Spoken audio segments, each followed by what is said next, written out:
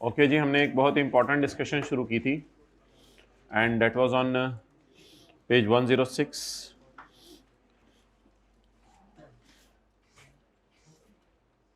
थोड़े से दिखा दूं आपको आज रात वाले प्रोग्राम, 9 बजे वाला प्रोग्राम दिखा दूं थोड़ा सा। ये कौन बोला था? भी किसी ने ग्लव्स बोला है। क्लास में बैठे हैं और शर्म भी नहीं आती कैसे का इस्तेमाल करते हैं। घर में भी ऐसे ही करते होंगे, अजीब जहालत है भाई। सोशल मीडिया पे कोई चीज़ चल पड़े तो ये देख लिया करें अखलाक के दायरे में है या नहीं। अजीब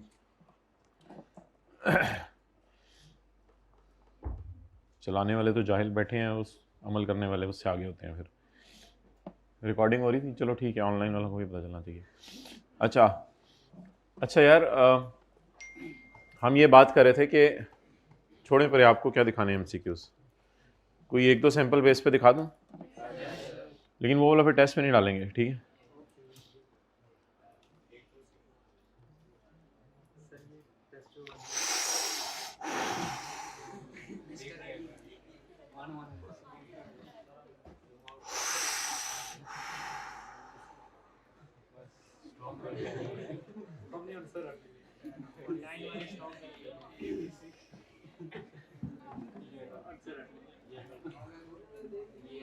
ऑनलाइन वाले कैसे? ऑनलाइन वालों को तो ये लेक्चर कल मिलना है, तो ये तो आज शाम को हो जाना है। वो कैसे स्क्रीनशॉट लेंगे जी? टाइम इंशाल्लाह 10 मिनट होगा। 10 मिनट के बाद बस आप अपलोड नहीं कर सकेंगे। फिर 10 मिनट के लिए खुलेगा, 10 मिनट 9 बजे खुल के 9:10 पे बंद। बस उसके बाद से 10 मिनट, यानी 9 बजे आपको लिंक भेजेंगे, 9:10 के ऊपर आप अगर वो अपलोड भी करोगे तो हमारी तरफ से एक्सेप्ट नहीं होगा। 9:11 पे हो सकता है ग्रेस मिनट्स दे दिए जाएं एक। नहीं नहीं नहीं नहीं, 9 बजे सब ने ओपन करना है, 9:10 पे हमारी तरफ से बंद हो जाना है। ये 9 बजे टाइम है, ठीक है? हाँ हाँ ओके। कितने लोगों ने टका के तैयारी कर ली है एक दफ़ा? ज़रा ये मौका पाके वेल डन। 2 लोग इधर हाइब्रिड में किसी ने तैयारी कर ली हो, सारी एक दफ़ा नज़र मार ली हो। कितने लोग आज एक दफ़ा ज़रा नज़र मार लेंगे, चीज़ों को मोटी मोटी नज़र मार लेंगे, ठीक है? चलें।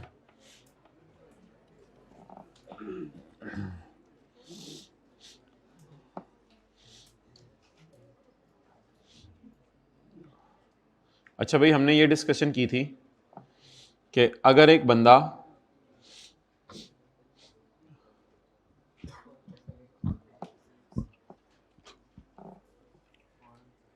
बाहर के मुल्क में सैलरी कमाता है, आप दोनों खड़े हो जाए, खड़े हो जाए। ओ क्या मतलब खड़े हो जाए, मैं कह रहा हूँ अगर एक बंदा जल्दी जल्दी जल्दी, अगर एक बंदा फॉरेन सैलरी कमाता है, अब बैठ जाइए, आइंदा कभी अगर क्लासेस में बात नहीं करनी तो ये हो ही नहीं सकता। इंसान है, बात हो जाती है जीम बात में। एक बंदा फॉरेन मुल्क में सैलरी कमाता है जाके, बाहर के मुल्क में सैलरी कमाता है जाके, तो हमने कहा था कि उससे ये सवाल पूछा जाएगा कि तुम रेजिडेंट हो या नहीं। सॉरी, उसे सवाल पूछा जाएगा तुमने फॉरेन कंट्री में टैक्स पे किया है या नहीं। अगर उसने फॉरेन कंट्री में टैक्स पे कर दिया तो उसकी फॉरेन सैलरी माफ, और अगर उसने फॉरेन कंट्री में टैक्स पे, तो उससे पूछा जाएगा तुम सिटीजन हो या बाहर के मुल्क में ही रहे। तो फिर ऐसी सूरत में अगर वो कहे कि मैं सिटीजन हूं या बाहर के, ये क्यों तस्वीर खींची जा रही है? उस दिन करवाया था, छुट्टियां करने पता चल जाता है छुट्टी की है, तस्वीर खींचने का मतलब ये। अगर आपने फॉरेन टैक्स पे नहीं किया था तो इससे क्या पता चलेगा कि 2 सवाल और पूछ लो। नंबर 1, क्या तुम पाकिस्तान के सिटीजन हो और साल के आखिरी दिन पाकिस्तान से बाहर हो? अगर ये दोनों बातें तुम में पाई जा रही हैं तो चाहे तुमने बाहर के मुल्क में सैलरी पे टैक्स पे किया या नहीं किया, तुम्हें फॉरेन सैलरी क्या हो जाएगी।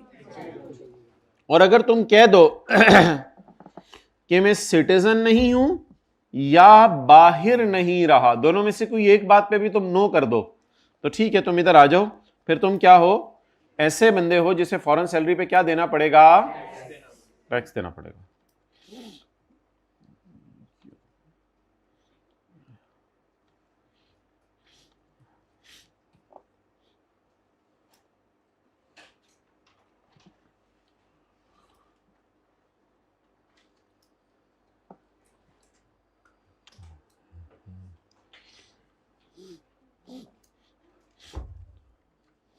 पेज 107।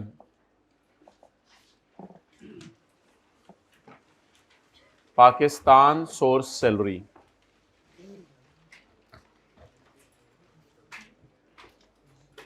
पाकिस्तान में कमाई गई सैलरी कौन सी होती है, यानी पाकिस्तान वाली सैलरी कौन सी समझी जाती है? एक तो फॉरेन सैलरी है ना जो आपने बाहर कमाई, पाकिस्तान वाली सैलरी कौन सी समझी जाती है?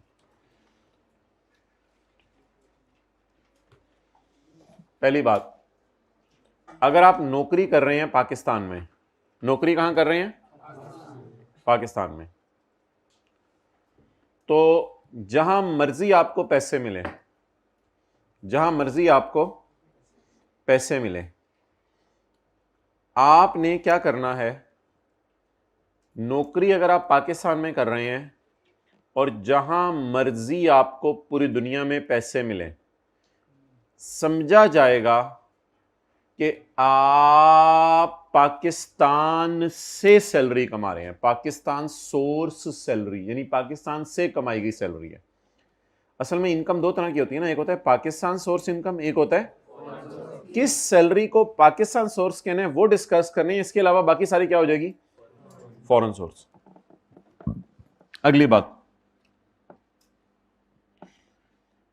अगर आप होंडा एटलस कार में नौकरी कर रहे हैं पाकिस्तान में और आपको थोड़ी सी तनख्वाह पाकिस्तान में मिल रही है, थोड़ी सी तनख्वाह बाहर के मुल्क में आपकी बेगम थी, आपने कहा थोड़ी सी तनख्वाह मेरी उधर भेज देना, तो इससे कोई फर्क नहीं पड़ता। सारी की सारी तनख्वाह इज कॉल्ड एज पाकिस्तान में कमाई गई सैलरी, चाहे बाहर मिली, मिलने वाली जगह नहीं देखी जाएगी। जैसे रेजिडेंट नॉन रेजिडेंट के लिए हम नंबर ऑफ डेज गिनते थे, सिटीजनशिप नहीं देखते थे। हाँ, सिटीजनशिप नहीं देखते थे। ऐसे इसके लिए क्या देखा जाएगा?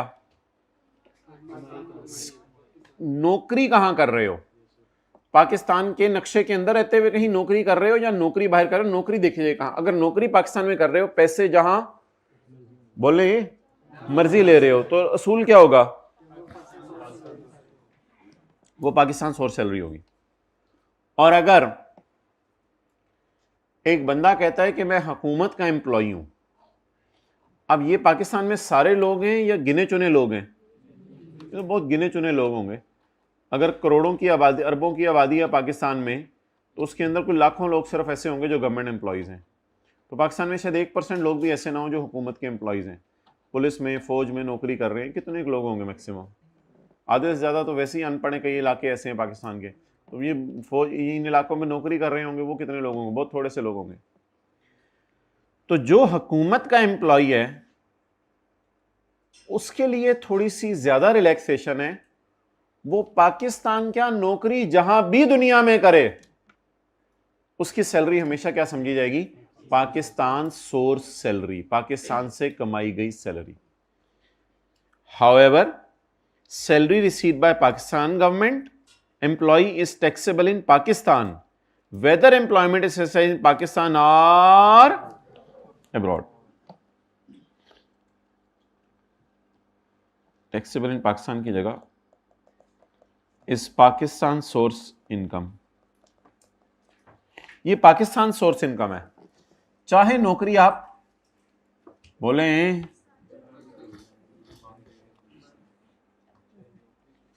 कुछ लोगों ने चाहे नौकरी आप पाकिस्तान के अंदर कर रहे हैं, चाहे पाकिस्तान से बाहर कर रहे हैं। गवर्नमेंट एम्प्लॉय, जैसे गवर्नमेंट एम्प्लॉय को हमने ये भी कहा था ना एक दफा कि वो चाहे 0 डेज भी पाकिस्तान में रुके, he will be considered as resident. तो आज हमने ये भी कह दिया तुम जहां मर्जी जाके नौकरी कमा के पैसे कमाओ, यही समझा जाएगा कि तुम। आप बताएं कि एक बंदा है जो पाकिस्तानी फौज का बंदा है, उसको हमने जर्मनी भेजा हुआ है, तो जर्मनी में जाके काम कर रहे हो, पाकिस्तानी फौज ने उसे 2 साल बाद वापस बुला लेना है, तो वो जर्मनी में फिजिकली नौकरी कर रहा है, लेकिन स्टिल उसकी इनकम को फॉरेन सोर्स सैलरी नहीं कहा जाएगा।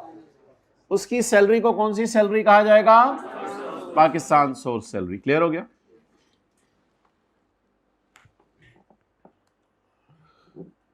Salary income.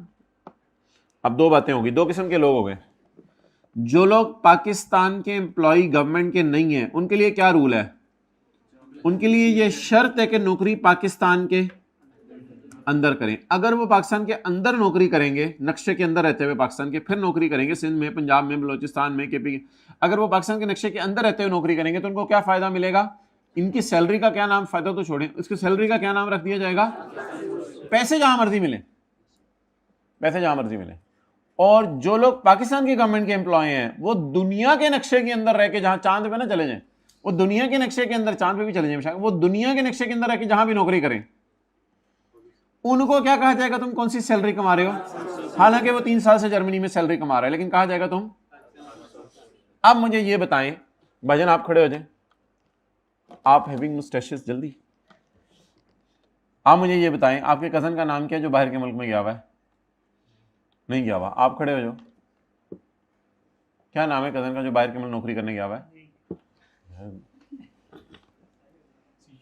जीशान। किस मुल्क में गया हुआ है? चाइना में गया हुआ है। नौकरी करने गया हुआ है या कारोबार करने?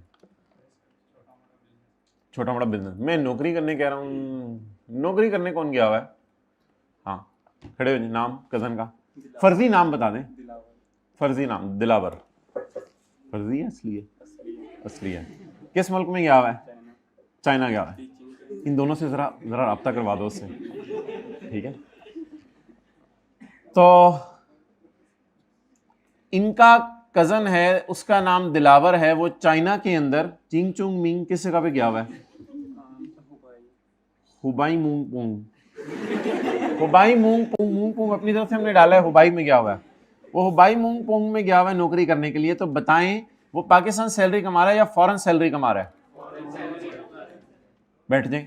नंबर 1, पहली तो बात है कि वो पाकिस्तान के नक्शे के अंदर रहते हुए नौकरी नहीं कर रहा, बाहर नौकरी कर रहा है, तो पहली बात भी पूरी नहीं हुई। दूसरी बात ये थी कि वो पाकिस्तान की गवर्नमेंट का एम्प्लॉय नहीं है। पाकिस्तान की हुकूमत ने भेजा उसे?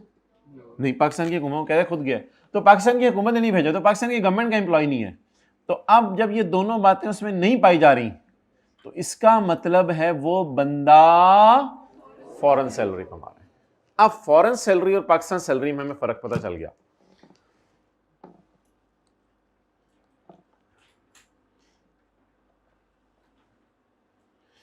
जी, उमर एक प्राइवेट कंपनी में पाकिस्तान में काम कर रहा है, लेकिन सैलरी उसको जर्मनी में भेजी है। कोई हुआ होगा मसला मसला, कोई फटा करके आया होगा जर्मनी में, तो वहां उसको सैलरी भेज दी है। कौन सी इनकम है? और इस पर टैक्सेबल है फिर पाकिस्तान सोर्स। अच्छा, पाकिस्तान सोर्स इनकम कभी भी माफ नहीं है। कल हमने कौन सी इनकम माफ कराई थी? सिर्फ foreign source. Pakistan source income किसी सूरत में माफ नहीं है। नेक्स्ट, तैमूर नहीं होता था फूफो का बेटा, works for the Pakistan government and is posted in Saudi Arabia. जी बोलें। इसकी सैलरी भी। और तीसरी एग्जांपल हमने कर ली है, one of our colleague in class, his cousin is working in China and he is school teacher there and he is not Pakistan government employee and he is not working in Pakistan, therefore he is earning foreign source salary. Okay, Ching Mung Peng Yung. Okay, ni hao. चलें जी, point 8। अगर आपका भी कदर है तो class के बाद मुझे आके बता दें। ऐसे क्यों देख रहे हैं मुझे हाइब्रिड से? माइक पकड़ के बताया करें। और मैं सीरियसली बता रहा हूँ, जो बोलना चाहता हो, इन्वॉल्व होना चाहता हो, वो माइक अपने पास रखा करे। हाइब्रिड में उठें दोनों क्लासेस में, माइक पकड़ें, कुछ हेलो हाई किया करें ना, को पता चले आप लोग बैठे हैं। माइक पकड़ें, उठें। अब देखें कोई उठ नहीं रहा। No one is interested in bowling. अभी फिलहाल इनको दे दें, फिर फर्स्ट रो में दे दीजिएगा। चलिए फर्स्ट रो में आ गया। वालेकुम सलाम। अच्छा जी, पॉइंट 8, पेंशन। पेंशन के बारे में रूल सुन लें। पेंशन और टेंशन में फर्क बताएं।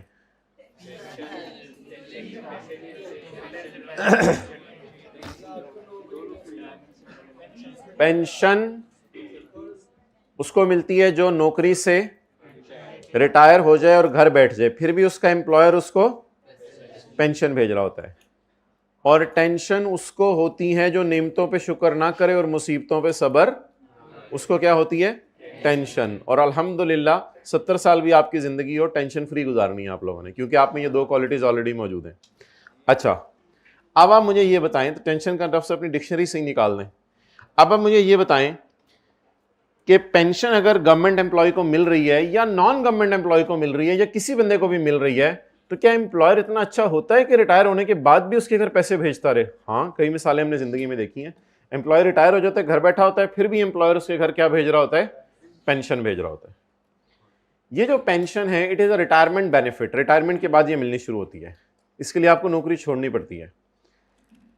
पेंशन इज माफ, पेंशन माफ है। वो बेचारा बंदा वैसे ही उसकी नौकरी खत्म हो गई है, पेंशन अब उसको मिल रही है। पेंशन इज माफ, इस पे आपने टैक्स नहीं लगाना। अच्छा, हमने ना असल में अब शुरू कर दिए हैं आज से ऑनवर्ड्स इंपॉर्टेंट एग्जेम्पशंस हमने शुरू कर दिए हैं।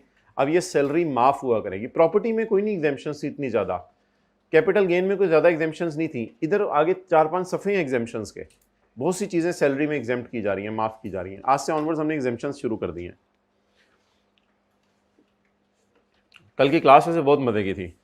I hope you people have enjoyed. Point 8. A pension received by a citizen of Pakistan from a पुराना employer shall be exempt. जो पेंशन आपको किससे मिल रही है? किसान एम्प्लॉयर से, फार्मर एम्प्लॉयर, फॉर्मर एम्प्लॉयर, पुराने एम्प्लॉयर से, वो क्या होगी? माफ होगी। लेकिन अगर आप उसी एम्प्लॉयर के पास दोबारा जॉब शुरू कर दें, लेकिन अगर आप उसी एम्प्लॉयर के पास दोबारा जॉब शुरू कर दें, मिसाल के तौर पे पहले आप प्रोडक्शन मैनेजर थे, महीना दो आप रिटायर होके घर चले गए, फिर बेगम ने कहा नहीं पूरा दिन तू ऐथे सप्ताह थोड़ा जाए ना, मैनू भी रिलैक्स कर जा। तो बेगम ने कहा जाएं हर वक्त। फिर कई दफ़ा बूढ़ा बंदा होता है, हर टोका टाकी चाय ये बर्तन ये यूँ वो सवाई वो बोलता रहता। तो उन्होंने कहा नहीं बहुत हो गई है हम जा जरा। तो उसने दोबारा गया एम्प्लॉयर के पास। एम्प्लॉयर ने कहा बुढ़ी कहती है सुल्ताना नहीं मान रही। सुल्ताना कह रही है कि प्लीज़ आप जो है ना जाए नौकरी करें, आप नौकरी अच्छे हैं। तो वो दोबारा चला गया, उसको नौकरी मिल गई। अब लॉ मेकर कहते हैं इसको पेंशन माफ नहीं है। अगर उसी एम्प्लॉयर के पास नौकरी शुरू कर दें, और अगर आप उस एम्प्लॉयर के पास नौकरी शुरू ना करें, मिसाल के तौर पे आप रिटायर हुए गोरमे कोला से और अब आपने जाके नेक्स्ट कोला में नौकरी शुरू कर दी, तो फिर आपको पेंशन माफ होगी जो गोरमे कोला से मिल रही है, क्योंकि अब आपने एम्प्लॉयर बदल लिया।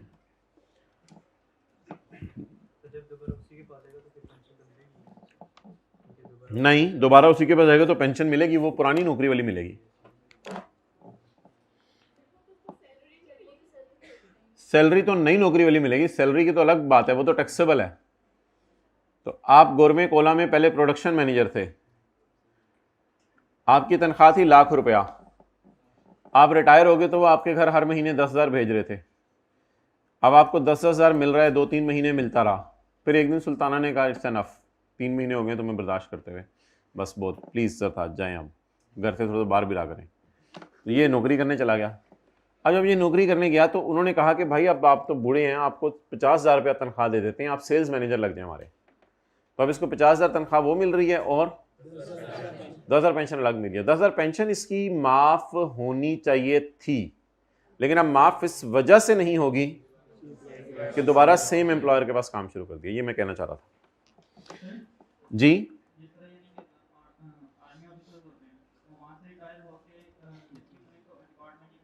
या नीचे गवर्नमेंट एम्प्लॉयज़ के बारे में अलग से डिस्कशन आ रही है, वो जहां भी जाए माफ है। वो नीचे आखिरी पॉइंट लाइन पढ़ लेते हैं। अच्छा, if a person continues to work for this employer or associate of employer. Employer or associate of employer का क्या मतलब है? एम्प्लॉयर मींस उसी के पास नौकरी शुरू कर दे। एसोसिएट ऑफ एम्प्लॉयर का मतलब है जानने वाला। एम्प्लॉयर्स में ऐसे होता है, मिसाल के तौर पे एक कंपनी है, उसने कोई छोटी कंपनी बनाई हुई है, 60-70% शेयर उसके खरीद के, सब्सिडरी कंपनी जिसे कहते हैं। तो अगर मिलती जुलती मिलती जुलती नहीं, उसी कंपनी के किसी और कंपनी में काम शुरू कर दें जिसके उसने शेयर वगैरह खरीदे हुए हैं, तो भी समझा जाएगा आप उसी के पास काम कर रहे हैं। अच्छा, अगली मिसाल, एक साहब होंडा एटलस कार में नौकरी करते थे, वहां से छोड़ के चले गए। फिर उन्होंने टोयोटा में नौकरी शुरू कर दी, वहां से छोड़ के चले गए। टोयोटा का क्या नाम है, कौन सी मोटर्स है? अच्छा, टोयोटा में से छोड़ के चले गए।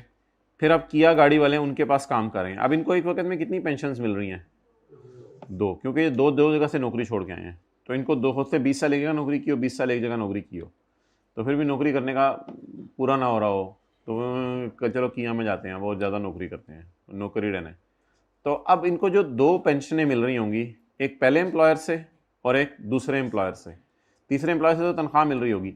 अब अगर एक बंदे को एक वक्त में 2 पेंशन्स मिल रही हैं तो लॉ मेकर कहते हैं इस पर तो बारिश शुरू हो गई है पेंशन्स की, तो तुम्हें हायर वाली पेंशन माफ़ कर देता हूँ। If a person receive more than 1 pension then only higher pension will be. लेकिन अगर तुम्हारी एज 60 साल से ज़्यादा है तो फिर तुम्हें चाहे 10 पेंशनें मिल रही हो, सारी माफ़ हैं। However, if a person age is more than 60 years, then all pensions will be irrespective of ऊपर वाली कंडीशंस। फिर आपके लिए ऊपर वाली कंडीशंस भी नहीं देखी जाएंगी, फिर आपकी सारी पेंशंस क्या होंगी, मोबाइल इस्तेमाल करते हुए सेकंड रो में माफ होंगी। बिल्कुल फ्रेश हो जाता है बंदा दरमियान में क्लास के। आगे उल्टा कर दें मोबाइल, शुक्रिया। Pensions received by employ of armed forces, pension received by employees of armed forces. Armed forces क्या होता है, बाजू की ताकत, आर्मी। अगर आप आर्मी के या फेडरल या प्रोविंशियल गवर्नमेंट के एम्प्लॉय हैं तो आपको जितनी मर्जी पेंशंस मिल रही हैं सारी क्या होंगी, माफ होंगी। जी कल मैंने कहा था कि कुछ बच्चों के बारे में मैं सोच रहा हूं, उनको आना चाहिए था लेकिन वो आए नहीं हुए।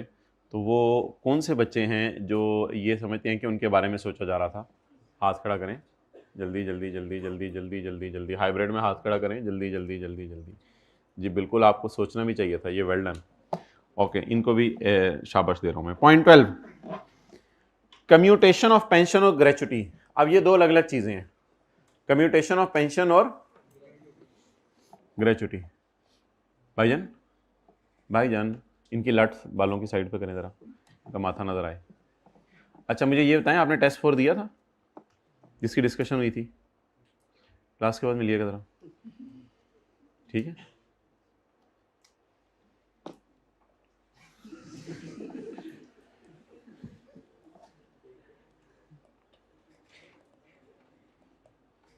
या ऐसे बंदे के साथ ना बैठा करें जो टेस्ट नहीं देता। उठो, साथ वाले से अगर 4 टेस्ट नहीं दिए ना तो साथ वाले से जरा साइड पे हो जाए, उसे कहें कल से तो मैं तेरे साथ बैठूंगा भी नहीं। अच्छा अब मुझे ये बताएं कि पेंशन, कम्यूटेशन ऑफ पेंशन और ग्रेचुटी में क्या फर्क होता है।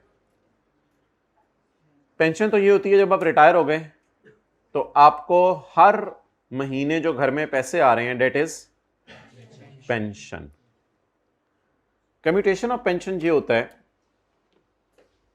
कि आप मुर्गी से बात कर लें कि तुम अंडा देती हो एक, इकट्ठे जरा साइड पे लेके जो मुर्गी को, यार जरा बस करना यार, तो थोड़े से जरा एडवांस में कोई आज 50-60 दे दें, आगे ना दें फिर कुछ दिन, फिर उसके बाद दोबारा।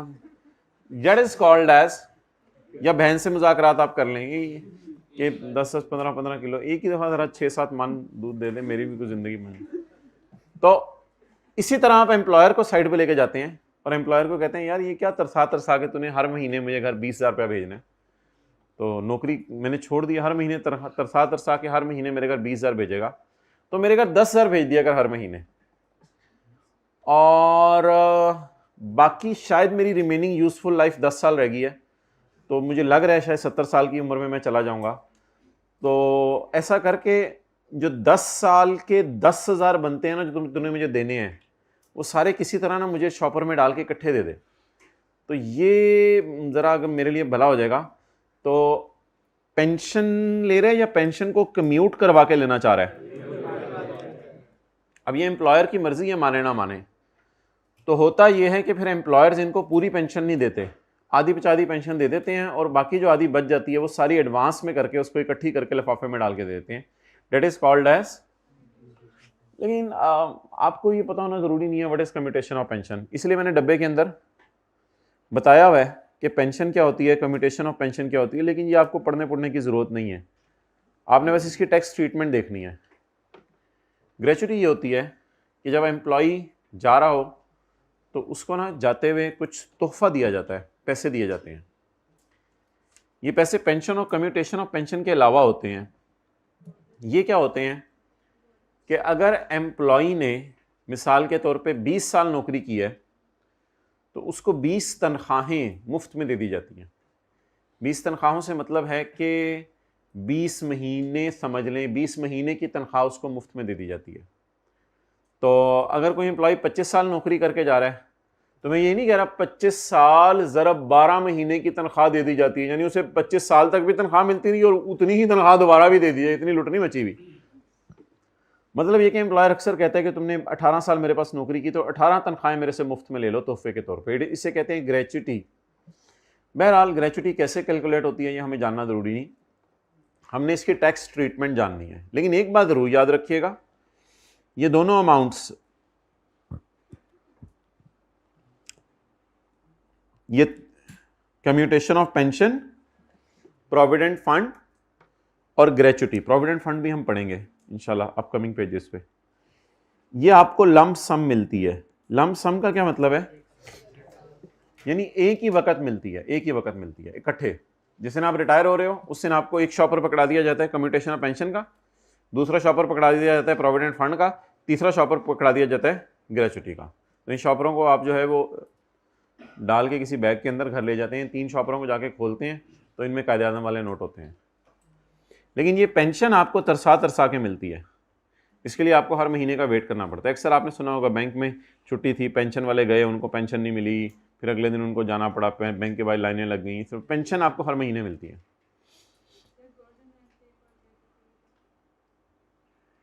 गोल्डन हैंडशेक और ग्रेच्युटी में कोई ऐसा सच फ़र्क ये है कि गोल्डन हैंडशेक है, ग्रेच्युटी है, यानी वो भी एक तोहफा है जो ग्रेच्युटी के अलावा दिया जाता है। अगले पेज पे है ग्रेच्युटी, हाइब्रिड में जगा दें आखिरी लाइन में, जागते रहना भाइयों। ग्रेच्युटी के बारे में ये रूल है कि जादुई छड़ी पता करें है,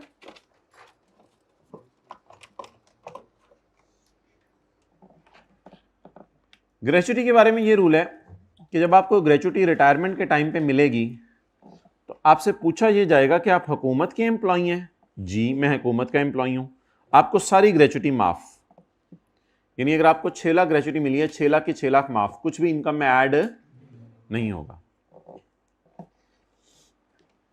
अच्छा, लेकिन कई दफा ऐसा भी होता है कि आपको ग्रेच्युटी मिलती है और आप गवर्नमेंट के एम्प्लॉय नहीं होते, पेप्सी में नौकरी कर रहे होते हैं, हमारे कॉलेज में नौकरी कर रहे होते हैं, आप जो है वो गवर्नमेंट फूड्स में नौकरी कर रहे होते हैं, किसी ऐसी जगह पे नौकरी कर रहे होते हैं। थोड़ा सा दूर होके ऐसे मुझे पेश करें, थैंक यू। खड़े हो जाओ जिनके कजन चाइना में रहते हैं। अच्छा, नॉन गवर्नमेंट एम्प्लॉय,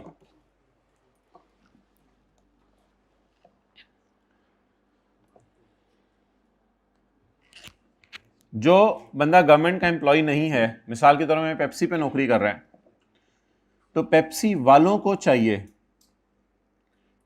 कि ग्रेच्युटी की जो स्कीम है पूरी, जो ग्रेच्युटी का फंड है पूरा, उसे जाके गवर्नमेंट से प्रूव कराएं, यानी एफबीआर को बताएं, कमिश्नर को जाके बताएं कि हम एम्प्लॉयज़ को ग्रेच्युटी देते हैं, ये उसका पूरा मैकेनिज्म है और इतनी तनख्वाहें उसको जाते हुए हम देते हैं। तो आप ये ज़रा सारा सिस्टम हमारा देख के हमें अप्रूव कर दें कि ये प्रॉपर है, सिस्टम है हमारा। तो नॉन गवर्नमेंट एम्प्लॉयज़ के केस में, नॉन गवर्नमेंट एम्प्लॉयज़ के केस में असूल ये है कि जिस वक्त बंदा रिटायर हो और उसको ग्रेच्युटी मिल रही हो तो उससे पूछा यह जाता है कि तुम्हारे एम्प्लॉयर ने क्या हुकूमत पाकिस्तान से कमिश्नर से जाके इस ग्रेच्युटी को अप्रूव कराया था।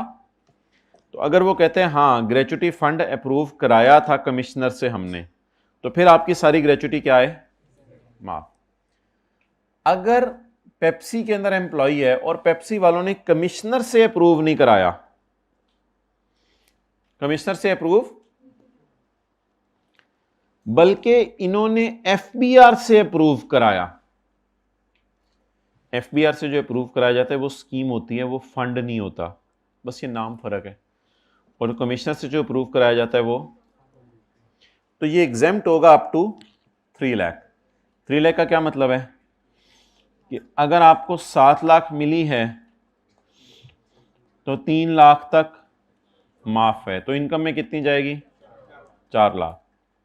अगर आपको 12 लाख मिली है, अभी इसको न्यूमेरिकल करेंगे, छोड़ने पड़े, 12 लाख मिली है तो 3 लाख तक माफ है, तो इनकम में कितनी जाएगी? 9 लाख। डन।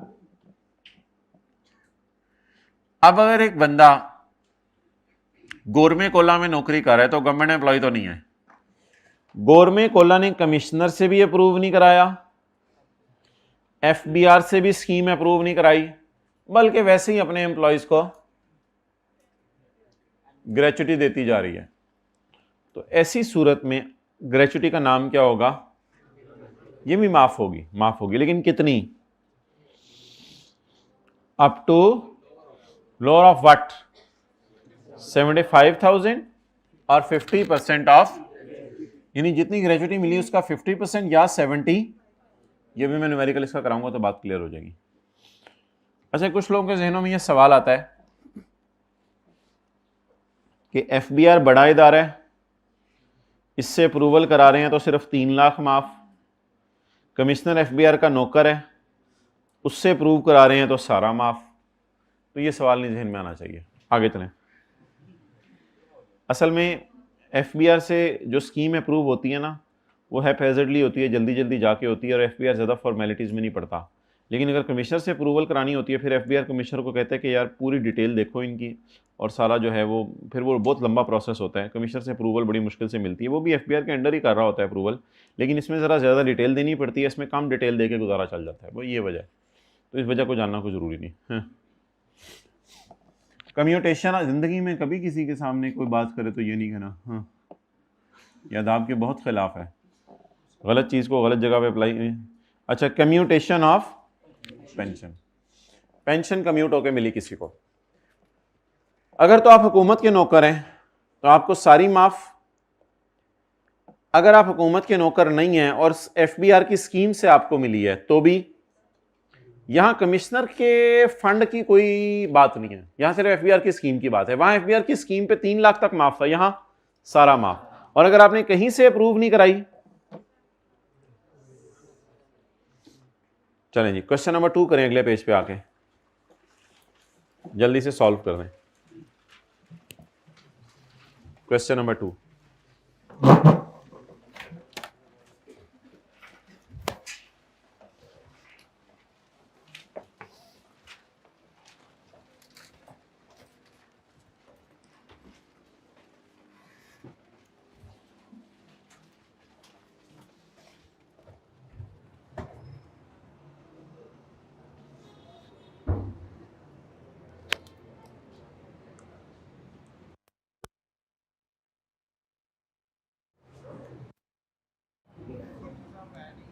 सलाम।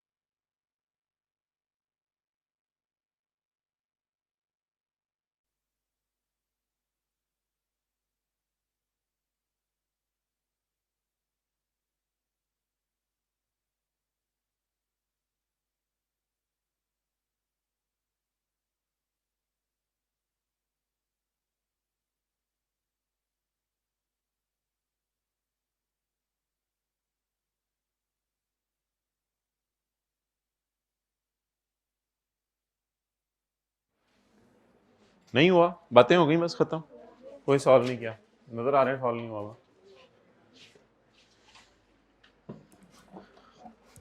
आसिम एम्प्लॉय हुआ है XYZ कंपनी में और उसकी बेसिक सैलरी है 40,000 पर मंथ।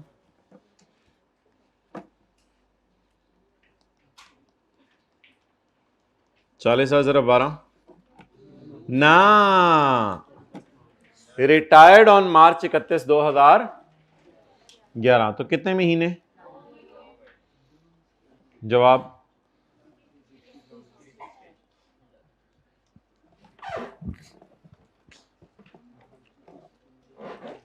इसको 4,70,000 मिला है from gratuity scheme approved bye FBR। इनको उठा दे जरा। इसको 4,70,000 मिला है एक gratuity scheme approved bye FBR से। ग्रेचुटी कम्यूटेशन ऑफ पेंशन, आप बस अपने एंगल से ये समझें कि रिटायरमेंट के वक्त तोहफा है बस। ग्रेचुटी स्कीम कौन सी वाली? मिला कितना? 4 लाख।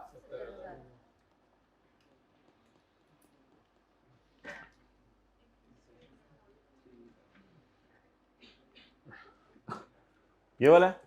कितना माफ है? अच्छा, मैंने 4,70,000 को अंदर वाले कॉलम में क्यों लिखा है? क्योंकि वो पूरा ऐड नहीं करना ना। लेस माफ कितना? अगर आपको 4,70,000 मिले और आपका एम्प्लॉयर कह दे कि 3 लाख रुपए इसमें से मैं माफ करता हूं, हुकूमत कह दे 3 लाख रुपए इसमें से मैं माफ करती हूं, तो 4,70,000 आपको मिला, 3 लाख माफ हो गया, तो कितने पे हुकूमत को टैक्स देना पड़ेगा? नोट करने का टाइम दिया जाएगा, सबर पहले। इसके बाद आपको पैसे मिले हैं कम्यूटेशन ऑफ, लेकिन ये क्या है? ये वाला सिनेरियो बनेगा। अब ये वाला कॉन्सेप्ट समझ आ जाएगा। अप टू लोअर ऑफ 75,000 और 50% ऑफ कम्यूटेशन, यानी जितनी कम्यूटेशन मिली उसका 50% और 75,000। बताएं जी, कम्यूटेशन के कितने पैसे? 2 लाख। ये 2 लाख थोड़ा सा नीचे आ गया, ये नहीं कि इनका टोटल है, इसलिए मैंने रेड मार्कर यूज किया, इनका टोटल इधर चला गया। लेस माफ लोअर ऑफ क्या इन क्या?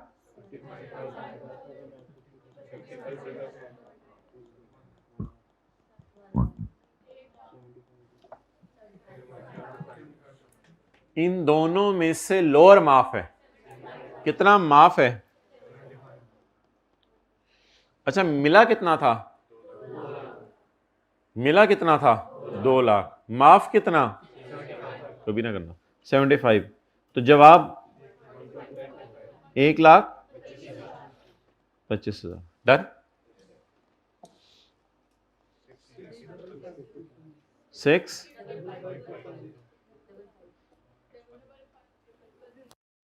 चलें, हाइब्रिड में हाथ खड़ा करते हैं जिन्होंने सवाल पूछा था, समझ आ गया जी, शुक्रिया।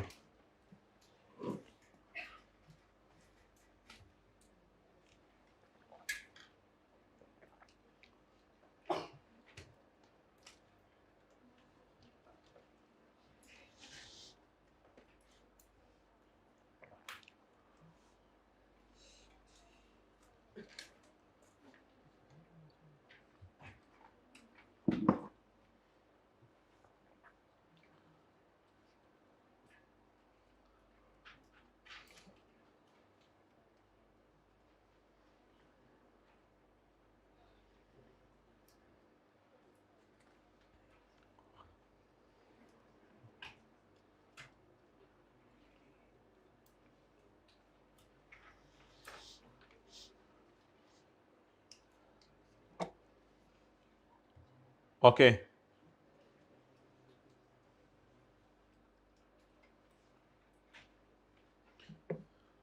चलिए कि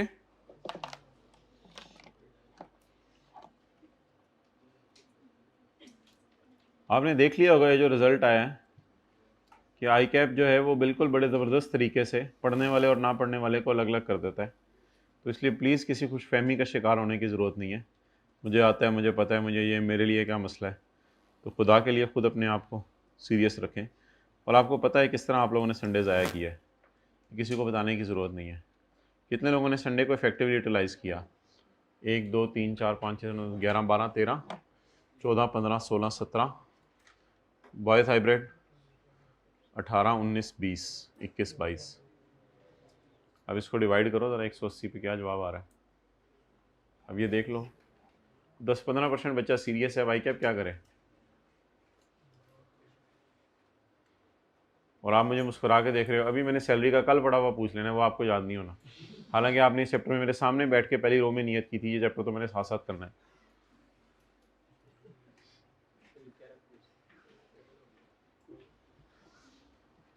चलें आ जाए। अच्छा अब ये बात सुन लें, अगला चैप्टर जो आ रहा है ना वो साथ साथ करेंगे, ठीक है?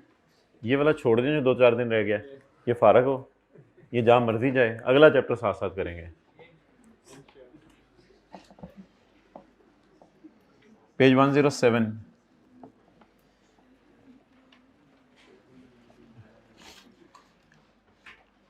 अच्छा 1 मिनट, इसको ना मैं नाम दे रहा हूँ अलिफ बा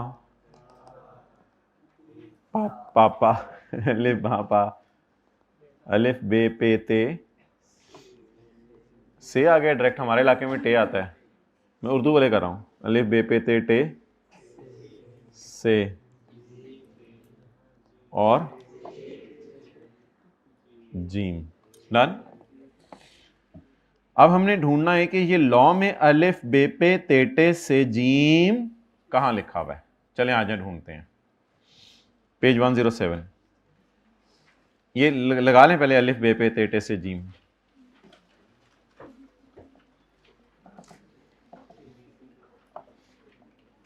एबीसी लिखोगे तो उधर भी एबीसी टाइप लिखा हुआ है, फिर वो कंफ्यूज हो जाएगा थोड़ा सा। करना है तो जैसे मर्जी कर लो, मुझे कोई मसला नहीं, इंडिकेशन के लिए बस बताया। बाकी थोड़ा थोड़ा बता मादरी ज़बान से अवेयर होता रहता है। हमारे बच्चों ने पूछ लिया अली बे सुनाए तो ये तक हमने नहीं पहुंच सकना, रेड ए तक पहुंचोगे। अबू आप भी ऐसे ही हैं तो मुझे क्यों टानते हैं? आजकल तो बच्चे भी बहुत समझ नहीं आती, कहाँ कहाँ से क्या सीख आते हैं।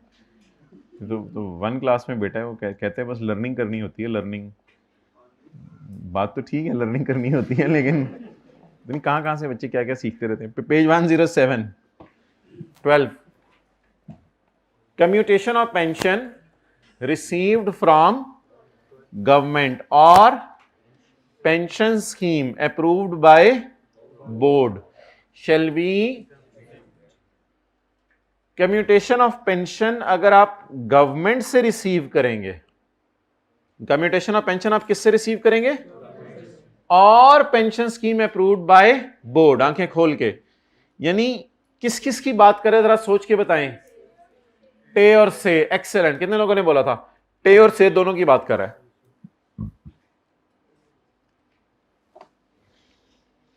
ये हो गया हमारा टे और ये हो गया हमारा से। Commutation of pension receive from government और pension scheme approved by board shall be exempt.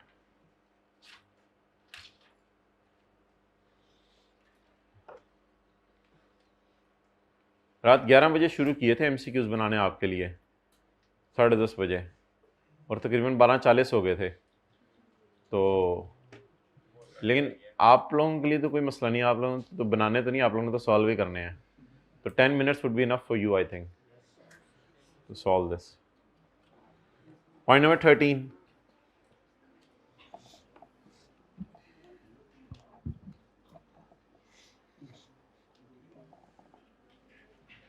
इनामात announce कर दिए जाएं। फर्स्ट आने वाले को क्या दिया जाएगा, सेकंड आने वाले को क्या दिया जाएगा, थर्ड आने वाले को क्या दिया जाएगा। लेकिन ऑब्वियसली अगर फर्स्ट 3 आ गए तो फिर सेकंड थर्ड वाले को बस शाबाशी दी जाएगी, और क्या करेंगे। हमने तो 3 इनाम देने हैं या 3 पोजीशंस वालों को इनाम देने हैं? 3 इनाम देने हैं हमने। कितने? हम बिल्कुल ब्राइट स्टूडेंट्स ढूंढना चाह रहे हैं, फिजिकल ऑनलाइन हाइब्रिड में से ब्राइट स्टूडेंट्स ढूंढना चाह रहे हैं। और इंशाल्लाह 9:10 तक उस स्टूडेंट को खुद पता चल जाएगा मैं ब्राइट हूं, अगर उसके पूरे बटा पूरे नंबर आ गए। उसको तो वैसे ही पता चल जाने मैं फर्स्ट आ गया, नंबर तो उसको फौरन खुद ही पता चल जाने। या हो सकता है नंबर हम हाइड करें, थोड़ी देर बाद बताएं। हाँ, 10-15 बच्चों के सेम आ जाए, ये तो कोशिश की है कि ना आए। ये तो फिर शायद हमारा फेलियर होगा कि अगर 15 बच्चे फर्स्ट आ गए। ओके, मैं सोच रहा हूं मैं चाचे आई कैप मोटरसाइकिल नहीं देता, गोल्ड मेडल वाले को मोटरसाइकिल नहीं देता, तो इधर टेस्ट छोटा सा पास करने में मोटरसाइकिल जी बाहर निकलो जरा क्लास देता है कि गोल्ड मेडल वाले को मोटरसाइकिल देता है। वो चिंची नहीं देते, वो मोटरसाइकिल का टायर नहीं देता। अच्छा, पॉइंट नंबर नहीं देता होगा एप्रिसिएशन। पॉइंट नंबर 13, ग्रेचुटी और commutation of pension received on retirement. आपको क्या मिली? ग्रेचुटी या कम्यूटेशन ऑफ, कब मिली? रिसीव्ड ऑन और in the event of his death, या आपके मरने पे आपके बालों को मिली। हेयर से क्या मुराद है? बाल बच्चे, वुरसा को मिली। बाल से मुराद शायद बीवी होती है और बच्चों से मुराद शायद चिल्ड्रन होते हैं, तो बाल बच्चे। तो मरने के बाद आपके वुरसा को मिली, तो क्या करना है? अगर आप गवर्नमेंट एम्प्लॉई हैं तो फुली एग्जाम। ये अलिफ वाला कवर हो रहा है, अलिफ। अच्छा यार, ये ना कहिएगा कि ऊपर उसने ग्रेचुटी भी लिखा हुआ है और कम्यूटेशन ऑफ पेंशन भी लिखा हुआ है। फिलहाल ये वाला मैंने ग्रेचुटी के लिए कर रहा हूं क्योंकि कम्यूटेशन ऑफ पेंशन के लिए ऊपर उसने जिक्र कर दिया है।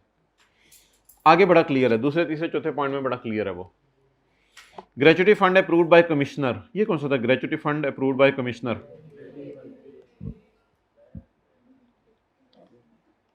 बे वाला। इसको क्या करना था? Fully. Gratuity scheme approved by board, पे पे एग्जाम्प्ट अप टू, और बोल रहे हैं कितना माफ है? 3 लाख नहीं माफ, 3 लाख तक माफ है, उससे ऊपर वाला टैक्सेबल है। लेकिन एक बात इसमें याद रखिएगा, if scheme is applicable to all employees. अगर स्कीम एप्लीकेबल हो, ये ना हो कि कुछ पसंदीदा एम्प्लॉइज के लिए आप कह दें तुम्हें तो ग्रेचुटी मिलेगी और बाकी एम्प्लॉइज के लिए आप कहीं ग्रेचुटी नहीं मिलेगी। ये स्कीम एप्लीकेबल किसके लिए होनी चाहिए? ओके, नेक्स्ट, अनअप्रूव्ड ग्रेचुटी और unapproved commutation of, unapproved gratuity ते और अनअप्रूव्ड कम्यूटेशन ऑफ जीम।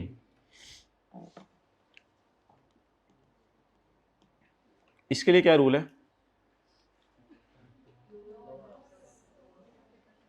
ये काट दे। The amount exempt will be lower of what and what? Hybrid में फर्स्ट सेकंड रो नहीं काटा, काटें इसको, बॉल पॉइंट से इस पोर्शन को काट दें।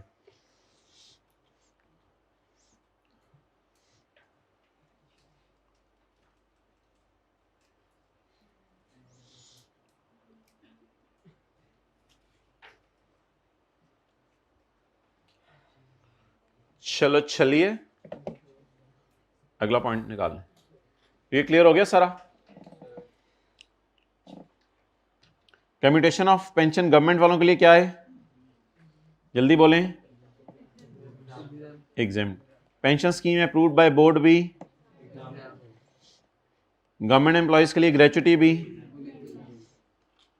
Gratuity fund, gratuity scheme unapproved. Okay,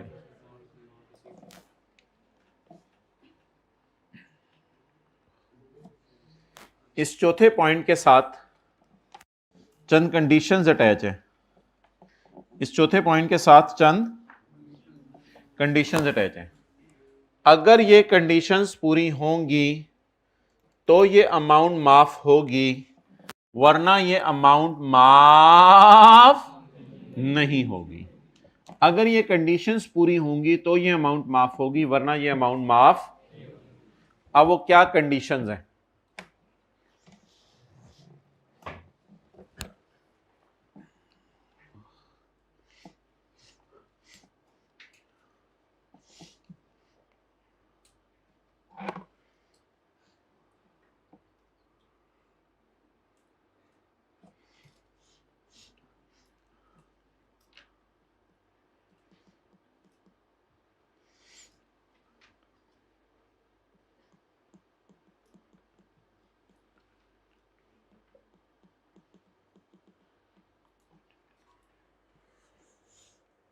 अगर एक डायरेक्टर है कंपनी का, उसको अनअप्रूव्ड ग्रेच्युटी मिली, तो इससे 4 सवाल पूछे जाएंगे, ए बी सी डी। अगर एक डायरेक्टर नहीं है, एज्यूम अदर देन डायरेक्टर है, एज्यूम सेल्स मैनेजर है, और इसे क्या मिली? अनअप्रूव्ड ग्रेच्युटी मिली, तो इससे 3 सवाल पूछे जाएंगे, ए सी और डी। अगर एक डायरेक्टर है कंपनी का और उसको अनअप्रूव्ड कम्यूटेशन मिली, अनअप्रूव्ड कम्यूटेशन, तो इससे जो है वो 3 सवाल पूछे जाएंगे, ए बी सी, डी नहीं पूछा जाएगा। और अगर एक सेल्स मैनेजर है,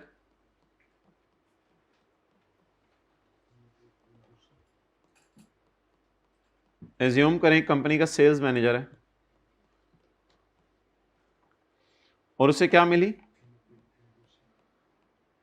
अनअप्रूव्ड कम्यूटेशन, तो इस बंदे से जो है वो 2 सवाल पूछे जाएंगे, ए और सी। असल में ना ये जो बी वाला पॉइंट है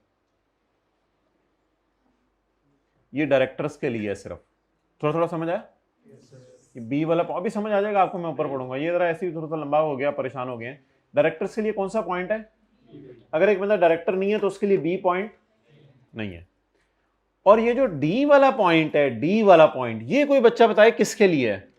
ग्रेच्युटी के लिए। डी वाला पॉइंट कम्यूटेशन के लिए सिरे से डी वाला पॉइंट ही नहीं है। तो हम ऐसा करते हैं जिसमें सबसे ज्यादा मैक्सिमम सवाल है वो पहले समझ लेते हैं ताकि बाकियों के लिए वैसे ही सवाल समझ आ जाए। एक बंदा अगर कंपनी का डायरेक्टर है और इसको क्या मिली है? कौन सी ग्रेच्युटी? अनअप्रूव्ड, तो इसे 4 सवाल पूछे जाएंगे। 4 सवाल पूछने के बाद सारी माफ नहीं हो जाएगी, माफ वही होगी जो ऊपर बताई है। इस एग्जेम्पशन को अवेल करने के लिए यह शराइत पूरी होना, आपने ऊपर नहीं देखना। पहला सवाल, डायरेक्टर साहब आपको 7 लाख रुपया मिला है, ये मिसाल के तौर पे, ये पाकिस्तान में मिला है या बाहर मिला है? वो कहेगा पाकिस्तान में मिला है।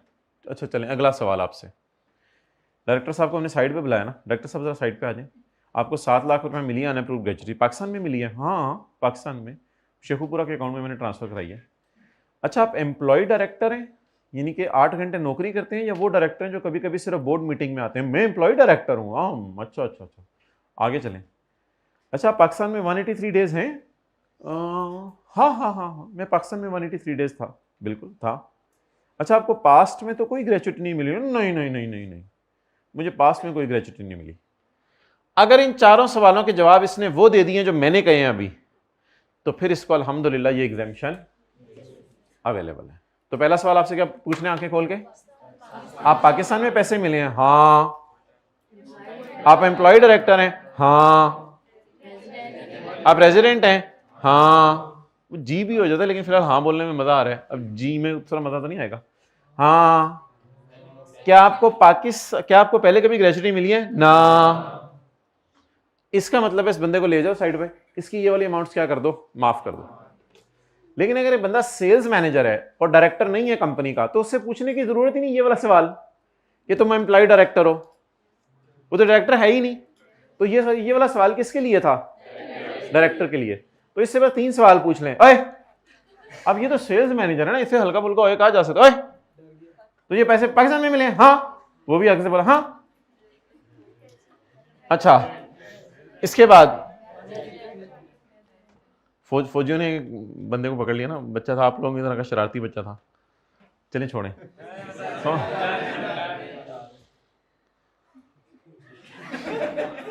नहीं बताना। अच्छा, फिर उससे अगला सवाल जो है वो ये पूछेंगे मोहतरम कि वो बंदा, ट्राई पे फोकस करें, वो बंदा रेजिडेंट है या नहीं है? हाँ, मैं रेजिडेंट हूं। तुम्हें पहले कभी ग्रेजुएट नहीं मिली ना? तीनों सवालों के जवाब इसने वो दे दिए जो मैंने बताए हैं। हाँ हाँ हाँ ना, कभी कभी जिंदगी में ना भी करना पड़ता है ना। हाँ हाँ हाँ ना, हाँ हाँ ना। जब ये सवालों के जवाब दे दिए तो इसका मतलब है इस बंदे को जो पैसे मिल रहे होंगे वो माफ हो जाएंगे। अच्छा, अब डायरेक्टर साहब को पैसे तो मिले लेकिन ग्रेचुटी के नहीं मिले, किसके मिले? पाकिस्तान में मिले। हाँ, एम्प्लॉय डायरेक्टर हो? हाँ, रेजिडेंट हो? हाँ, ले जाए भाई को, पता नहीं क्या हुआ वैसे, तो इसकी भी माफ कर दें अमाउंट्स। सेल्स मैनेजर को पैसे मिले, एज्यूम करें सेल्स मैनेजर है, प्रोडक्शन मैनेजर भी हो सकता है, कोई भी बंदा हो सकता है डायरेक्टर के अलावा। पाकिस्तान में पैसे मिले? हाँ, रेजिडेंट हो? हाँ, ले जाए भाई को। मेरे से 2 सवाल ही पूछे, हद होगी, दूसरों ने ज्यादा सवाल पूछे, मेरे से 2 सवाल पूछे। अच्छा है जा, इसकी भी ये अमाउंट्स क्या कर दें, माफ कर दें। नोट कर लें साथ वाली किताब पे, जरा खूबसूरत से करके कीजिएगा आज। ये हाइब्रिड में क्या हो गया, लास्ट रो में किधर जा रहे हैं लोग? क्लास चल रही थी, वो क्लास चलते चलते एकदम चलती बस से होता ना तो डेंजरस होता है।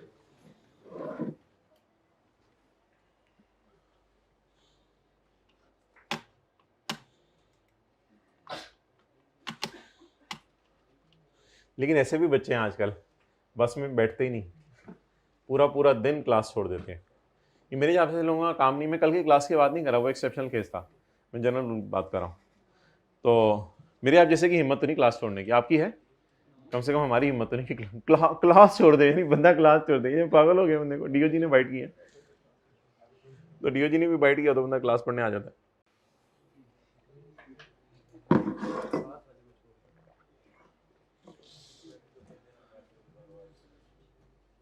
जान दे देंगे, क्लास नहीं छोड़ेंगे। 1 2 3 4 5 6 7 8 9, वेल डन।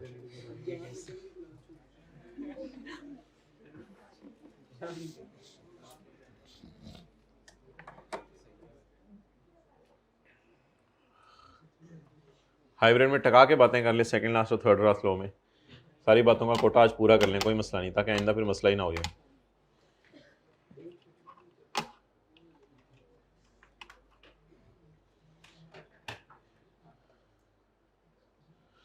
अच्छा, अगर आपके साथ कोई ऐसा बंदा बैठा है जो बिला वजह आपसे बातें करता है ना, होते कई और दोस्त भी बन जाता है अनलकीली, और बिला वजह बातें भी करता है, तो उसे एक दिन आज ले जाए शाम को कि यार जो करना है ना बातें कर ले आज, पूरी तुझे 2 घंटे तुझे देता हूँ मैं, खुदा के लिए क्लास में ना बोला कर, इस तरह ना उसको ज़रा समझा दिया करें। चलें जी, नोट कर लिया? नो सर, छोड़ो यार, इन्होंने नोट ही करते रहने, हम लोग आगे बढ़ते हैं।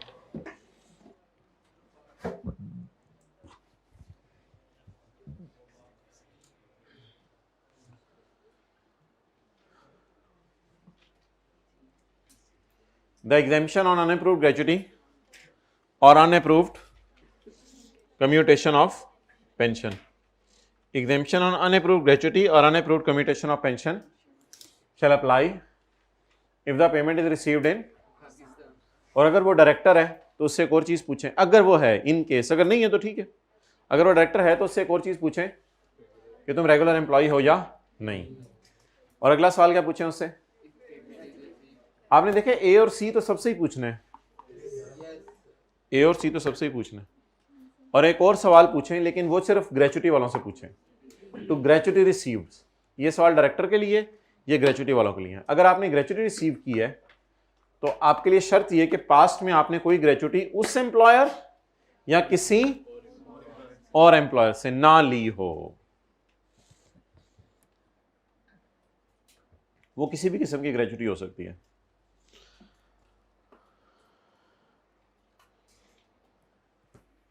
अच्छा, ये कंडीशंस इनके लिए पूरी होंगी तो फायदा क्या होगा?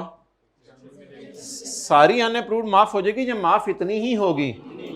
माफ इतनी ही होगी, ये नहीं कि पूरी माफ हो जाएगी। जी बता दें अगर 3 कंडीशंस फुलफिल हो रही हैं, एक नहीं हो रही तो माफ नहीं होगी, सारी पूरी होना जरूरी है। अल्लाह आपका भला करे। एंड दरम्यान कहीं एंड लिखा होगा, ये देखिए एंड लिखा हुआ।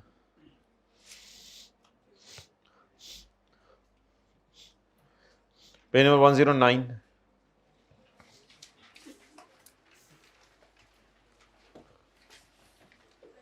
जी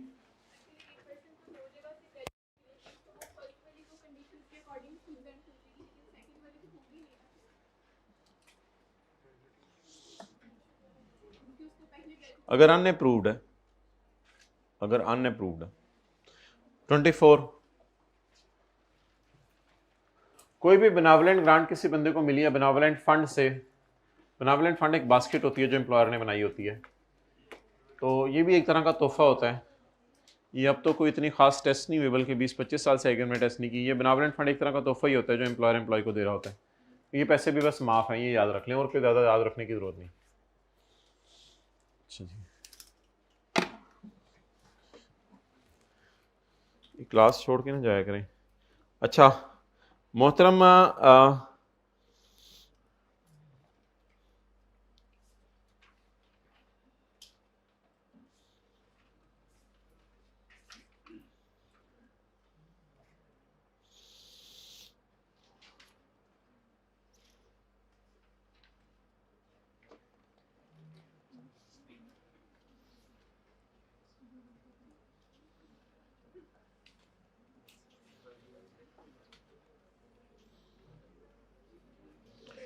एक बंदा है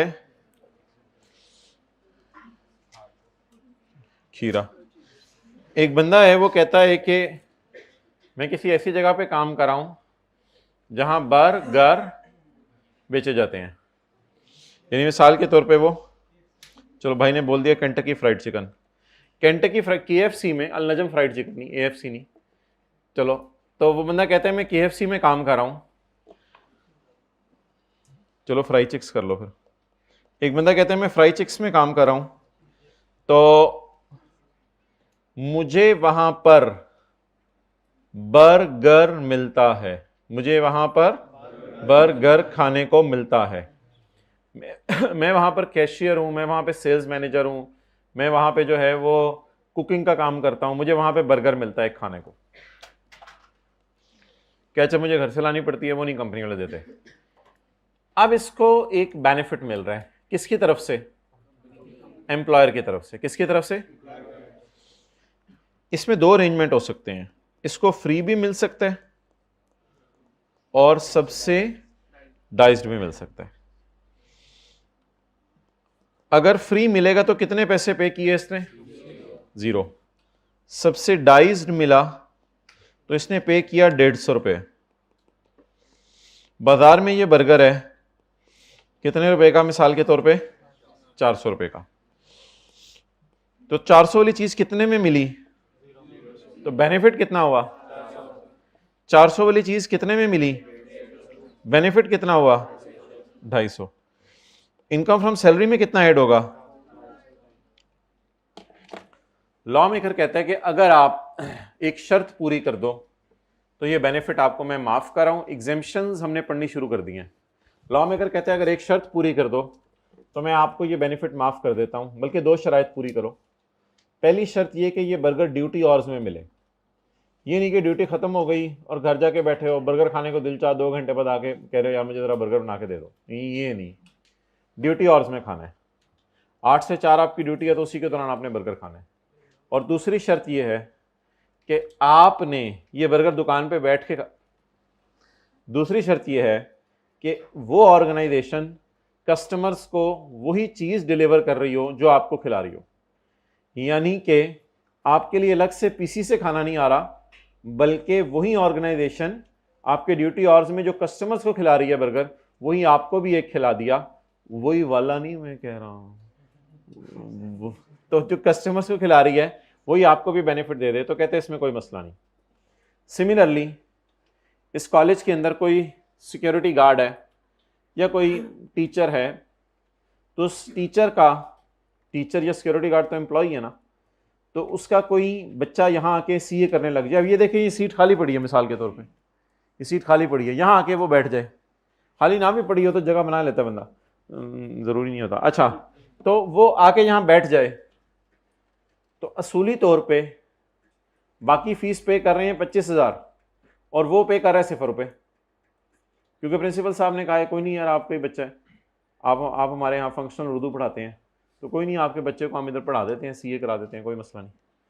तो ऐसी सूरत में उस एम्प्लॉय को भी वो बेनिफिट माफ होगा, क्योंकि जहां कॉलेज वाले सबके बच्चों को पढ़ा रहे हैं तो वहां इसके बच्चे को भी पढ़ा देंगे, तो कोई मसले वाली बात नहीं है। तो इन दोनों मिसालों में कॉमन बात आपको क्या मिली है? एम्प्लॉयर एम्प्लॉय को वही चीज दे रहा है जो अपने कस्टमर्स को देता है। नोट कर लें, ये कौन सा पॉइंट है?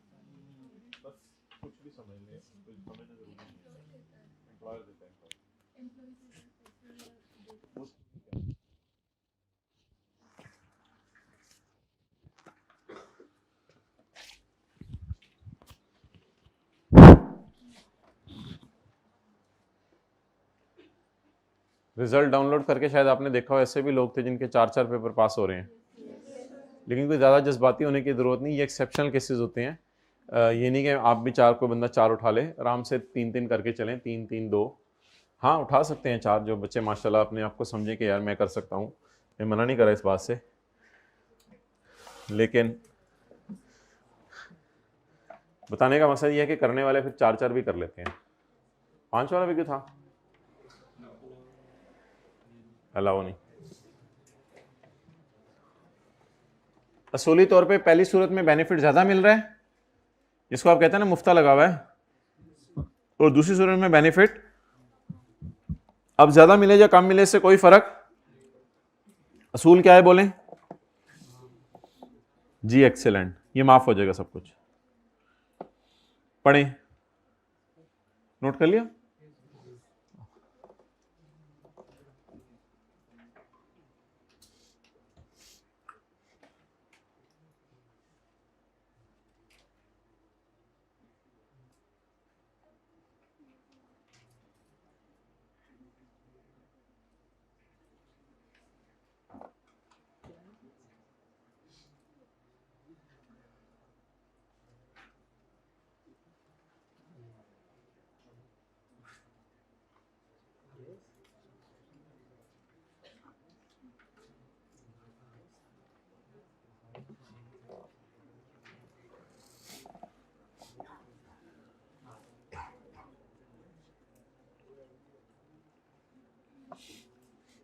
चलें जी आगे।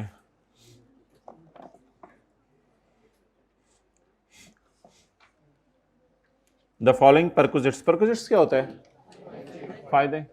The following perquisites received by an employ shall be exempted. मजे के ना सैलरी का चैप्टर, इसलिए हाइब्रिड में चौथी रो में जरा बातें हो रही हैं मजे मजे की। Free or subsidised food provided by hotels बोलते हैं आप लोग, ये मुझे भी बता दिया करें जो नई ट्रेंड चल रहे हो, मैं कुछ और बोल रहा हूँ, आप कहीं यार ये पता नहीं किस मानेंगे। होटल्स, शॉपिंग मॉल, मुंह को थोड़ा सा गोल करना होता है, तो बताते रहा करें, तो मुंह में पानी भरना होता है। Free or subsidise foods provided by hotels, restaurants तो ठीक है, वो तो वही चल रहा है आजकल, and restaurants to its employees during duty hours. Duty hours में खाना खिलाना है आपने। आगे चलें। ये रख के लगाने की बजाय हाइब्रिड में चौथी रो के अंदर इस लड़के को उठाओ आप प्यार से। आगे चलें। Free or subsidised education provided by educational institution to the children of, children, बीवी नहीं, चिल्ड्रन को। क्या आपको बेगम तालीम याफ्ता नहीं है तो मेरी बेगम को तालीम दे दें, ऐसे फिक्र नहीं जिंदगी में बोलने, तीनों पता की है। पॉइंट नंबर 4 पढ़े आगे। बेगम को रखने बेगम, लिख लिया मैं, पेज नहीं मिला लिखने के लिए। पॉइंट 4 दिल में लिखना है ना। पॉइंट 4 बातें सुनने के लिए, अमल करने के लिए। Free or subsidised medical treatment 10 साल बाद मिलना इंशाल्लाह। Free or subsidised medical treatment provided by hospital or clinic to it's, इसका क्या मतलब है? डॉक्टर कमरे में बैठा हुआ था तो सिक्योरिटी गार्ड आ गया। डॉक्टर ने कहा इतनी सिक्योरिटी, मेरे पास आ गए हो तुम, बाहर खड़े हो। डॉक्टर ने कहा इतनी सिक्योरिटी नहीं चाहिए मुझे कि अब ये तो मेरी प्राइवेसी डिस्टर्ब हो रही है, जाओ बाहर खड़े हो। सिक्योरिटी गार्ड है, सर जी मसला पे है, पेट में दर्द हो रही है सुबह से, मैं की करिए समझ नहीं आती। तो फिर डॉक्टर साहब ने प्यार मोहब्बत से उसको चेक कर दिया। अब मुझे ये बताएं कि जहां डॉक्टर सारे एरू गैरे नत्थे खैरे का पेट चेक कर रहे हैं, तो अगर अपने एम्प्लॉय का पेट चेक कर देंगे उस दफ्तर के अंदर जो नौकरी कर रहे थे, इसमें क्या हरज की बात है? अब कमिश्नर ये तो ना कहे कि मेरे पेट चेक कराने के 2000 तो नहीं लिए, इसके पेट चेक करने के कोई पैसे नहीं लिए, तो इसलिए थोड़ा बहुत चलता है। चलें। Free or subsidised medical treatment provided by hospital or clinic to it's employees.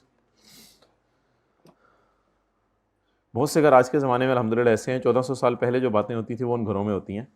Abu Huraira रज़ियल्लाहु अन्हु के पेट में दर्द थे, अल्लाह के नबी ने फरमाया उठ अबू हुरैरा नमाज़ पढ़। तो अल्हम्दुलिल्लाह आज भी बहुत से घर हैं जिनमें घर वाले ये कहते हैं बेटा नफल पढ़ो, अल्लाह से मांगो। दवाई इख्तियार करना मना नहीं कह रहे, लेकिन पहले यकीनी इसबाब इख्तियार किया करें। Point 5 other benefit for which the employer do not bear any as notified by board.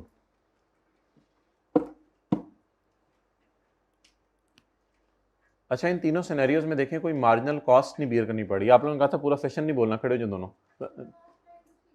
क्या जो भी है बोलना नहीं है ना हम। अच्छा, बोलने लिखा मतलब बोलना नहीं है।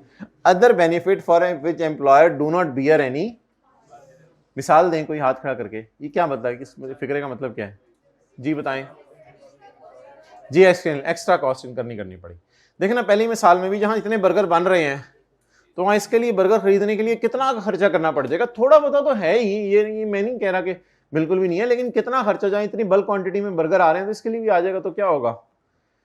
इसी तरह जहां इतने बच्चे पढ़े हैं वहां एम्प्लॉय का बच्चा भी कहीं बैठ जाएगा, क्या फर्क पड़ जाएगा कॉलेज को? कितनी कॉस्ट ज्यादा आ जाएगी? एसी ने अलग मना पड़ जाएगा? नहीं। उन्हें यहाँ कमरा खरीदना पड़ जाएगा? नहीं। तो इतनी कॉस्ट तो नहीं आ जानी। जैसे देखें आप लोगों ने 8 लोगों को बुलाया हो और 9वां बंदा भी आ जाए, उसको आना नहीं चाहिए था, ये मुझे पता है, वो अपने लिए गलत कर रहा है आखिरत के एतबार से। वो 9वां बंदा भी आ जाए तो कोई इतना मसला नहीं होगा, क्योंकि जहाँ 8 बंदे आए थे वहां 9वां भी आ जाएगा तो खाना खा ही लेगा साथ, क्या मसला है। तो आपको कोई एक्स्ट्रा कॉस्ट इनकर करनी पड़ेगी, कोई 15 रोटियां इसके लिए एक्स्ट्रा नहीं मंगवानी पड़ेगी, सब कुछ बना हुआ है। पॉइंट नंबर 3, जहां हॉस्पिटल वाले सारे मरीजों को चेक कर रहे हैं वहां इस वाले मरीज को भी हॉस्पिटल वाले चेक कर लेंगे जो अपना ही एम्प्लॉई है। यानी नर्स ही जाके डॉक्टर को कहती है कि मेरा चेकअप करें। अब वो नर्स तो उस हॉस्पिटल में काम कर रही है तो कोई मसला नहीं, आप चेक कर दें। इसी तरह कोई हॉस्पिटल का एम्प्लॉई डॉक्टर के पास चला जाए तो फिर कोई मसला नहीं, कोई एक्स्ट्रा कॉस्ट तो नहीं हॉस्पिटल को इनकर करनी, कोई नई एक्सरे मशीन खरीदनी पड़ेगी उसके लिए, कोई नए एमआरआई मशीनें खरीदनी पड़ेंगी, कोई नए जो है वो इक्विपमेंट्स लगाने पड़ेंगे। आगे चले। अच्छा, अगर और कोई इदारा ऐसा चाहता है, लेकिन ये ऐसे नहीं होगा कि होंडा एटलस कार के केस में भी यही हो। मिसाल के तौर पे प्रोडक्शन मैनेजर के जहाँ सबको गाड़ी दे रहे हैं, मुझे भी गाड़ी दे दे। मैं वो गया था फ्राई चिक्स में, वो उसको बर्गर दे रहे थे, वो सबको बर्गर दे रहे थे, उसको भी दे दिया। तो सबको गाड़ियां दे रहे हैं, मुझे भी नई वाली सिविक दे दें। ये नहीं, वो तो पूरी गाड़ी बनाने के लिए कॉस्ट इनका करनी पड़ती है, इंजन है, टायर है, ये है, वो तो हैवी कॉस्ट इनका करनी पड़ती है, फिर नहीं। तो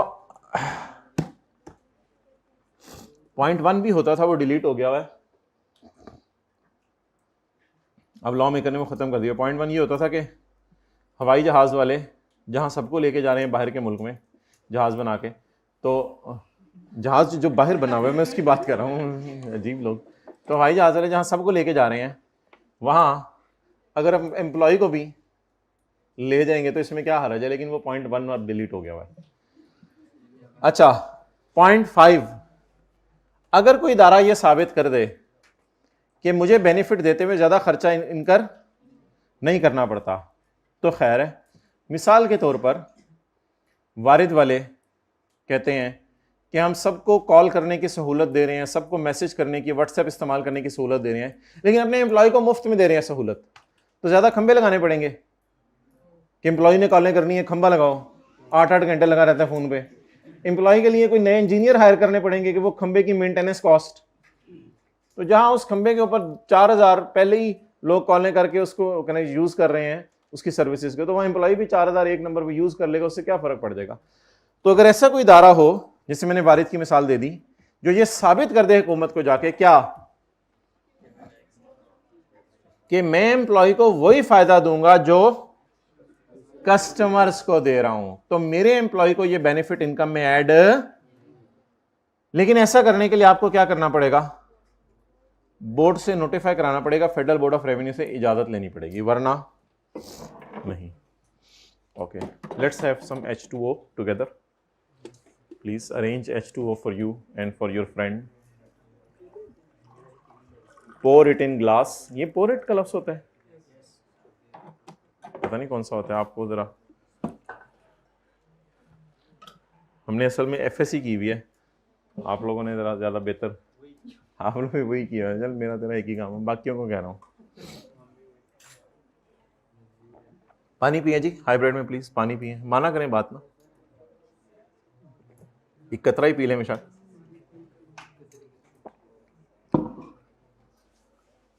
चलें जी आगे,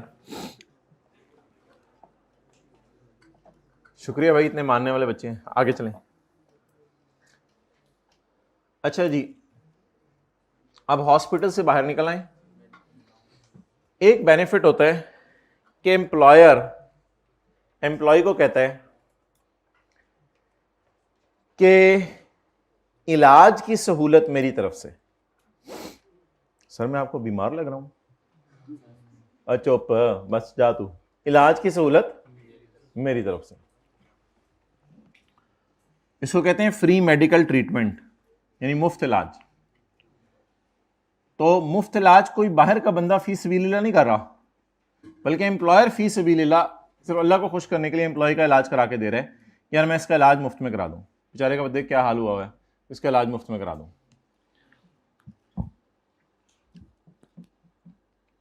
तो ये हॉस्पिटल के अंदर नौकरी नहीं करा, वो हमने अलग बात कर ली है। तो कोई बंदा होंडा एटलस कार के अंदर नौकरी करता है, सेल्स मैनेजर है, प्रोडक्शन मैनेजर है, अकाउंट्स मैनेजर है, उसको होंडा एटलस कार ने कह दिया कि फलां अस्पताल है, वहाँ चले जाना और वहाँ जाके ये बता देना कि आप होंडा के एम्प्लॉय हो, और हम भी इधर से फ़ोन कर देंगे, जाने से पहले हमें बता देना। तो वो डॉक्टर्स हॉस्पिटल वाले आपका इलाज मुफ्त कर देंगे, आपका मुफ्त करेंगे, हम उनको पैसे दे देंगे, वो आप परेशान ना हो, आपका इलाज मुफ्त हो जाया करेगा। बट ये नहीं कि हल्का सा सर में दर्द हो तो पहुँचे हुए हो उधर, तो अब जो है वो आपका इलाज इंशाल्लाह मुफ्त करा दिया करेंगे। मैं मिसाल दे रहा हूँ, जा सकते हैं सर में दर्द पे भी।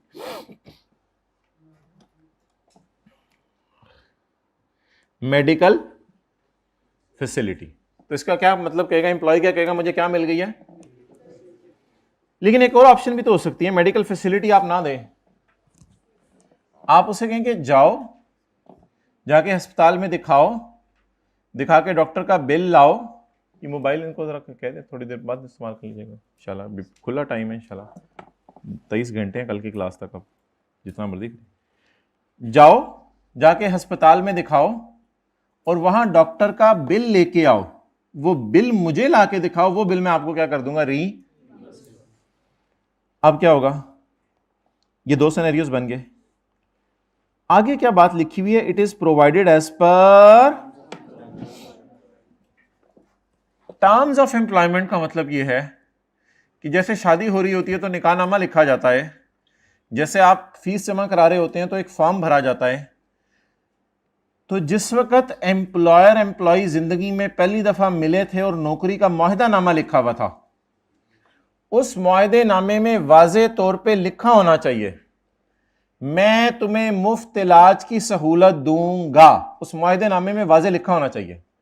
तो आमतौर पे वो लोग ऐसे लिखते हैं मैं तुम्हें 1 लाख बेसिक सैलरी दिया करूंगा, 20,000 रुपये हाउस रेंट अलाउंस दिया करूंगा, तुम्हें गाड़ी दे दूंगा दफ्तर और घर के काम के लिए, और इसके अलावा मैं तुम्हें इलाज की सहूलत भी दूंगा।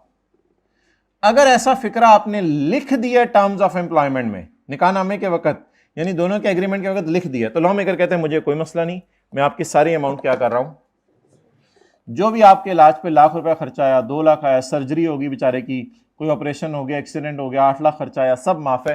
हालांकि आपका एम्प्लॉयर दे रहा है, लेकिन फिर भी वो सारा खर्चा क्या है, माफ है, जो एम्प्लॉयर ने आपके लिए किया। शर्त बताएं क्या है,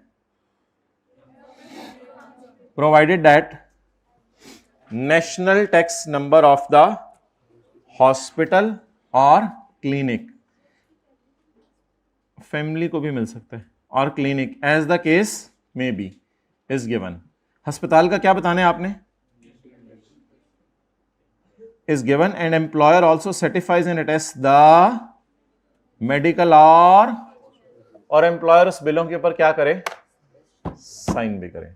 ठीक है जी, चलें होगा, यानी एम्प्लॉयर पक्का कर दे कि ये बिल जेन्युइन है, बस अस्पताल से पता करा ले, जैसे भी पता करा ले।